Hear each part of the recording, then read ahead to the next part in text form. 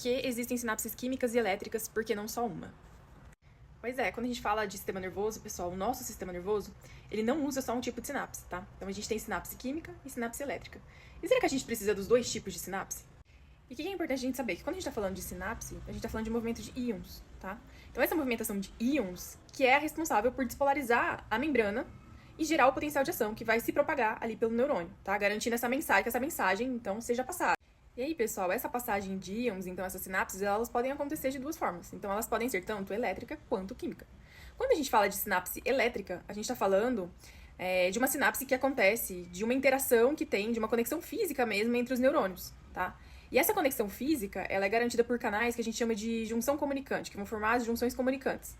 Então, canais que são permeáveis a íons, elas conectam uma célula a outra. Então, um neurônio pré-sináptico com um neurônio pós-sináptico, certo? E aí, por esses canais, esses íons, eles conseguem atravessar diretamente de uma célula para outra, gerando o que a gente fala de despolarização imediata. Então, na sinapse elétrica, a transmissão desse impulso nervoso, ela acontece de forma muito rápida. Ela pode ser bidirecional, tá? Então, ela pode ir em um sentido ou no outro. E ela também tem uma baixa ou pouca capacidade de modulação. O que isso significa? Isso significa que, basicamente, o sinal ele vai passar de uma célula para outra de uma maneira muito igual, muito parecida. Então, a gente não consegue ampliar ou reduzir muito esse sinal. Esse sinal ele vai ser o mesmo, que vai ser conduzido de forma muito rápida. E na sinapse química, como é que acontece? O próprio nome já diz, pessoal. A sinapse química, ela depende de mediadores químicos, tá? Então, ela vai acontecer, a sinapse em si, ela vai acontecer de uma forma mais lenta comparada à sinapse elétrica. Por quê? Porque a gente vai depender desses mediadores. Então, esses mediadores, eles são os neurotransmissores, tá bom? E esses neurotransmissores, eles são liberados no que a gente chama de fenda sináptica.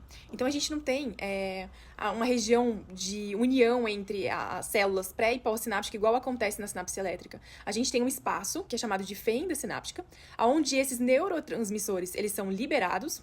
E a partir do momento que eles caem nessa fenda sináptica, eles interagem com receptores específicos aí para cada um dos neurotransmissores que são liberados na célula pós-sináptica, tá? E aí, dependendo do receptor que você tem, do neurotransmissor que você libera, enfim, você vai permitir que ocorram aberturas de canais iônicos, tá? E aí, esses íons, então, eles vão entrar dentro dessa célula pós-sináptica e aí você vai ter o efeito. Isso pode ser tanto excitatório quanto inibitório, tá? Existe uma integração de todos esses estímulos que chegam, tá?